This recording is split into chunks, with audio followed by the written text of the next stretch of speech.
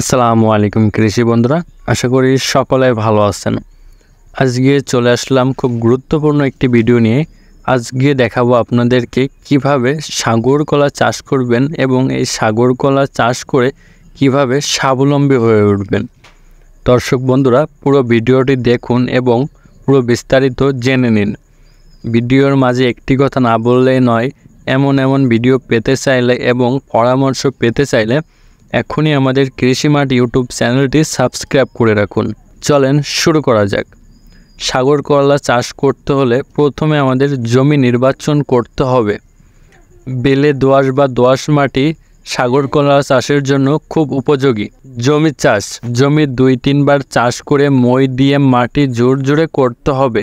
জমি চাষের সময় 10-12 টন গোবর সার ও 250 কেজি চুন হেক্টর জমিতে মিশিয়ে দিতে হবে। কলা গাছের চারা রোপণ, রোগমুক্ত স্বাস্থ্যকর 3-4 মাস বয়সী চারা নির্বাচন করতে হবে।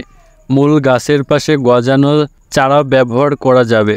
রোপণ দূরত্ব, চারা রোপণের জন্য সাধারণত 2.5 মিটার এবং 2.5 মিটার দূরত্ব রাখা হয়।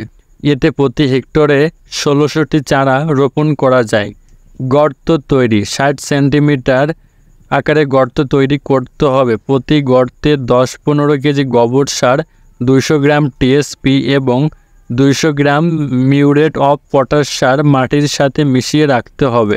চারা রোপণ, গর্তে চারা রোপণের সময় চারার গোড়ায় মাটি দিয়ে চেপে ধরে সোজা করে রোপণ করতে হবে। রোপণের পর প্রতিটি চারার গোড়ায় পর্যাপ্ত পানি দিতে হবে যাতে আপনার কলার চারাটি মারা না যায়। কৃষি বন্ধুরা, সেচ ও পরিচর্যা, প্রথম 3-4 মাস প্রতি 7 থেকে 10 দিন পর সেচ দিতে হবে।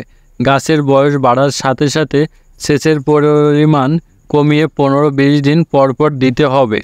আগাছা নিয়ন্ত্রণ, নিয়মিত আগাছা পরিষ্কার করতে হবে যেন গাছের বৃদ্ধিতে ব্যাঘাত না ঘটায়।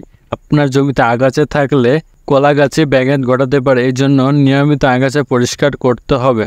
মাটি কোপানো, গাছের গোড়ায় মাটি মাঝে মাঝে কোপাতেও হবে যাতে মাটি জোরে থাকে। সার প্রয়োগ, বসন্তকালে যে সার প্রয়োগ করে থাকুন, প্রতি গাছে 200 গ্রাম ইউরিয়া, 150 গ্রাম টিএসপি এবং 150 গ্রাম এমওপি সার মাটিতে দিতে হবে।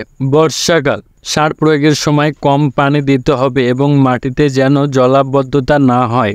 রোগ ও পোকামাকড় ব্যবস্থাপনা, পাতা কুঁকড়ানো, কলার পচা রোগ ইত্যাদি থেকে বাঁচার জন্য রোগমুক্ত চারা ব্যবহার করতে হবে। প্রয়োজনে অনুমোদিত ছত্রাকনাশক ব্যবহার করা যেতে পারে। পোকামাকড় যেমন রাইজম, উইভেল বা পাতা মোড়ানো পোকা থেকে রক্ষা পেতে ফুরাডান 5G জাতীয় কীটনাশক মাটিতে মিশিয়ে দিতে হবে।